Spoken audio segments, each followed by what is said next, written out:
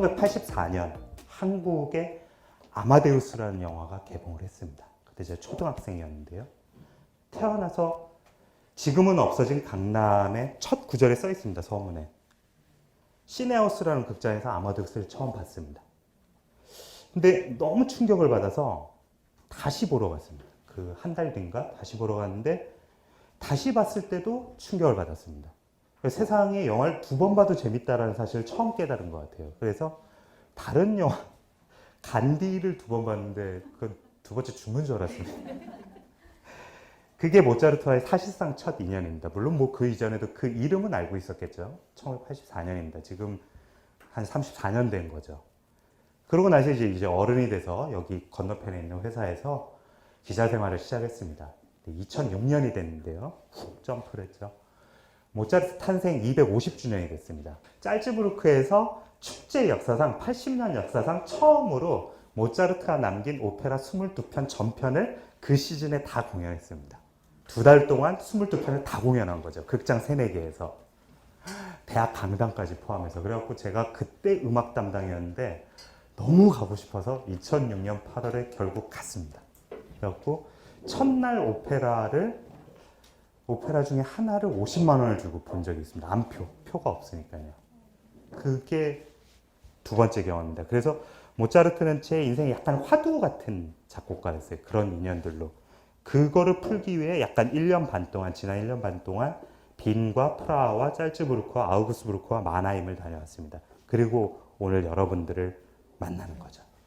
질문은 딱 하나입니다. 다시 돌아와서 모차르트는 신동에서 거장이 된 경우입니다. 그렇죠? 모차르트는 신동에서 거장이 됐기 때문에 우린 굉장히 착각하기가 쉽습니다. 그의 인생이나 예술 역시 굉장히 평탄하고 굴곡없고 굉장히 좌절도 하지 않고 걔는 태어날 때 난 걸로 끝까지 먹고 산 분이라고 생각하기 쉽습니다. 35년에 불과하다고 해도 그 어떤 사람도 태어날 때 가지고 난 재주로 끝까지 먹고 사는 사람은 없답니다. 오늘. 과연 어떤 사람은 어떻게 신동에서 거장으로 진화할 수 있는가 책에 써놨는데요. 그 얘기는 낙타가 바늘구멍을 어떻게 통과하는가라는 얘기입니다.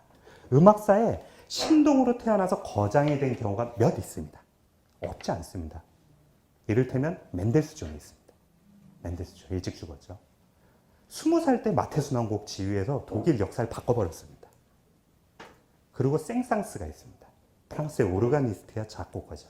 어릴 때부터 났고, 그리고 리스트가 있습니다. 헝가리 출신인데 중부 유럽의 수도로 가서 어릴 때부터 피아니스트로 이름을 날리고 피아니스트로 유럽을 제패했죠. 이런 흔치 않은 경우가 있지만 그 중에서도 압권은 역시 모차르트입니다. 근데 그게 우리가 무언가 판단할 때 때로는 지장을 준다는 게 이 책의 주장입니다. 따라서 우리는 과연 신동으로 태어난 모차르트는 어떻게 거장으로 성공했는가라는 질문을 계속 던질 겁니다. 이를 위해서 계속 우리가 갖고 있는 어릴 때부터 저가 갖고 있었던 아마데우스부터 갖고 있었던 어떤 편견과 고정관념, 선입견을 계속 물어볼 거예요. 맞냐? 그게 맞아? 진짜로 맞아? 그래서 꼭 부모님들과 대화를 하고 싶었어요, 사실은. 첫 번째 질문입니다. 첫 번째 질문. 아주 단순합니다. 질문들이 단순합니다. 모차르트는 아빠가 키운 자식이 맞습니다. 레오폴드 모차르트가. 그렇다면 모차르트 가족은 음악 명문인가? 입니다. 음악 명문. 그 유전적 요인이라고 우리가 재능을 흔히 얘기할 때 그걸 과연 그럼 아버지로부터 물려받았을까? 그렇다면 아버지는 누구로부터 물려받았을까? 그렇다면 모차르트 가문은 원래부터 위대한 음악 가족일까? 라는 질문입니다. 음악사에서 최고의 음악 가문을 꼽기 위한 시도들이 많습니다. 그 중에 최고의 음악 가문을 꼽으라면 모차르트는 메달권에 들지는 않습니다. 사실은. 최고 금메달을 넘버 오브 더 넘버 원 금메달 음악 가문이 있습니다. 바흐입니다. 바흐가 최고예요. 바흐 그 가계도를 가져왔는데요. 저 가운데 있는 분이 바흐입니다. 음악의 아버지죠. 바흐 가문에서 위는 우리가 알 수가 없고 밑에서 중요한 이름이 딱 3개가 나옵니다. 아들 역시도 다 훌륭한 음악가였어요. 다. 바흐는 2번 결혼했습니다. 마리아 바바라하고 뒤에 더 유명한 안나 막달레나 이렇게 두 번 결혼을 했고요. 여기서 난 아들이 두 명이 장남 차남이에요. 그래갖고 빌레름 프리데만 바흐가 있고요. 그 다음에 차남이 칼 필립 엠마누엘 바흐예요. 그리고 마지막에 막내 아들이 요한 크리스찬 바흐예요. 우리는 요 세 번째 이름을 모차르트와 관련해서는 주목해야 됩니다.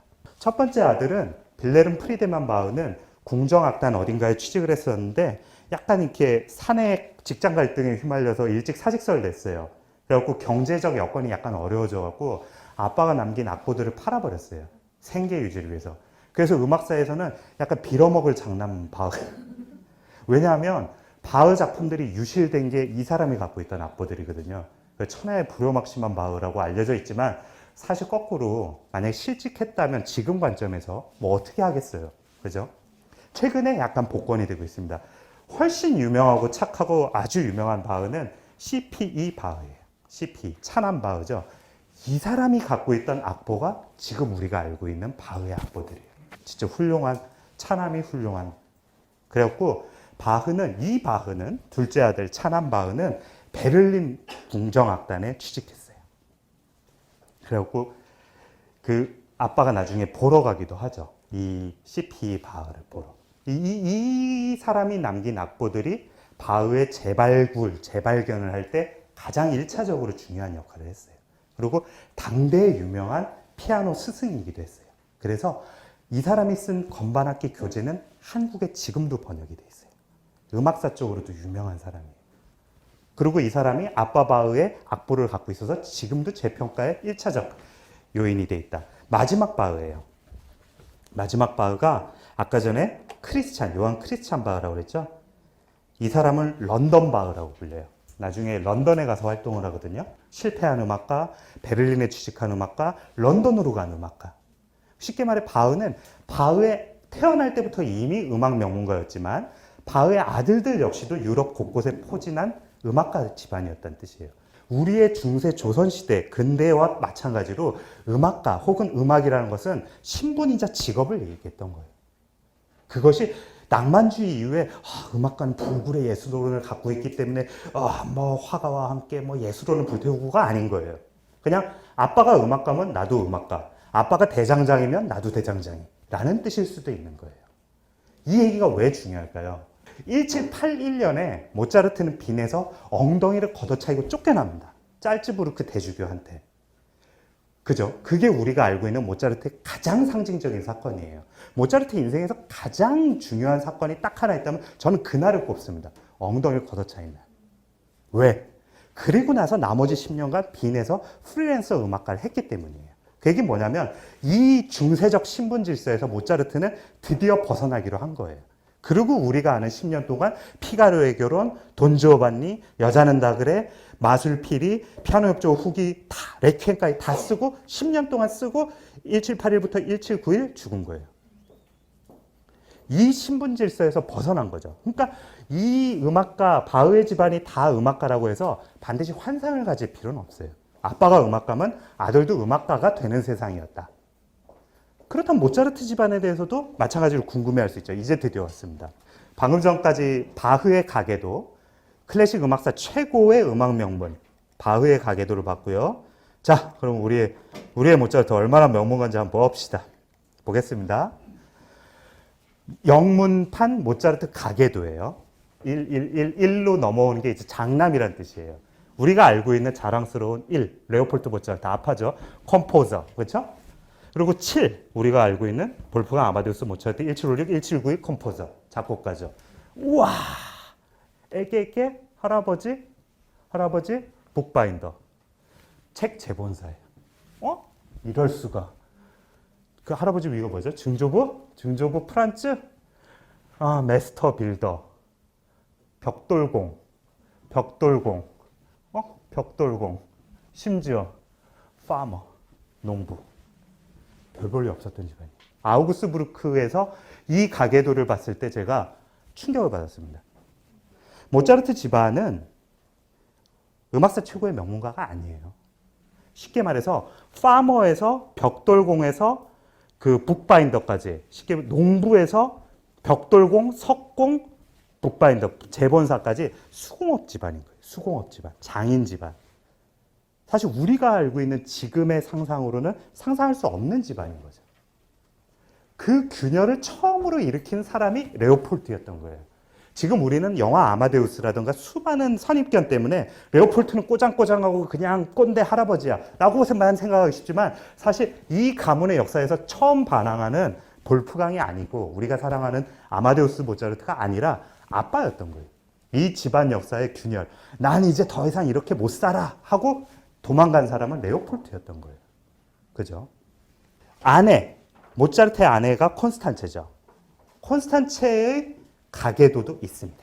물론 뭐 모차르트나 바흐처럼 크진 않지만 콘스탄체의 집안도 음악가였어요. 독일 낭만주의 국민 오페라의 약간 유명한 사람이에요.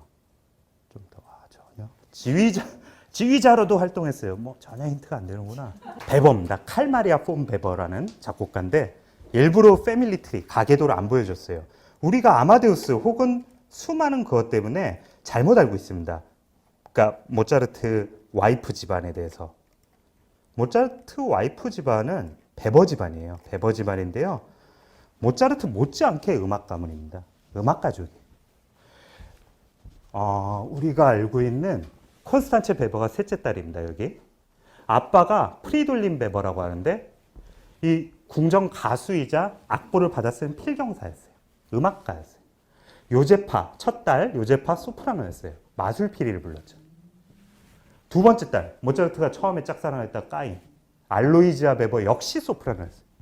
나중에 랑게라는 화가이자 배우하고 결혼하는데 랑게의 초상화가 제일 유명한 미완성 모차르트 그림이에요. 세 번째 딸이 바로 콘스탄체 베버, 아마데우스 모차르트랑 결혼한 그분이에요. 막내딸 소피 싱어예요. 싱어. 그리고 이 소피가 모차르트가 죽을 때 레퀴엠 라크리모사를 쓰다가 죽어갔다라고 묘사한 그 처제예요. 쉽게 말해서 프리돌린도 음악가였고 베버 집안의 네 딸은 다 음악가였어요. 아마추어냐 프로냐의 차이가 있었을 뿐. 모차르트 재본사, 벽돌공, 석공, 농부. 여기 가수. 우리가 콘스탄체가 집안으로 모차르트보다 못하다고 생각하는 거는 남성 중심주의적 사고예요. 여성이 더 많죠? 아부해야지. 진짜 그렇습니다. 책에도 그렇게 썼습니다. 그 프리돌린 베버의 여기 보죠. 이 가계도가 이렇게 되거든요. 연년생이 여기 베버예요. 동생이. 이 아들이 우리가 아까 맞추신 칼마리아 폰 베버. 마탄의 사수예요. 마탄의 사수. 칼마리아 폰 베버가 당시에 이제 후대 사람이죠. 1786이니까 모차르트가 죽기 몇 년 전에 태어났다? 1791이니까 5년 전에 태어난 컴포저예요. 나중에 그래갖고 마탄의 사수라는 독일 낭만주의 국민 오페라를 쓰죠. 이 베버의 작품이 나중에 누구에게 영향을 미친다? 와그너예요. 그러니까 콘스탄체 집안에서 태어난 베버가 독일 낭만주의 오페라의 시호를 잡는데 결정적 역할을 한 거예요. 사촌이. 물론 모차르트는 그걸 살아서 보진 못했죠. 5살 꼬마였을 테니까. 자, 첫 번째 질문은 모차르트는 음악 명문가인가였어요. 정답은 기껏해야 세모고 사실상 X라는 거예요. 누구와 비교할 때? 바흐. 잽시가 안 된다. 심지어 와이프 콘스탄체와 비교해도 약간 열세에 가깝다. 왜냐하면 여기는 2명뿐인데 저기는 많으니까. 그 정도로 사실상 음악 가문이라고 보기엔 약간 힘든 면모가 많은 거예요.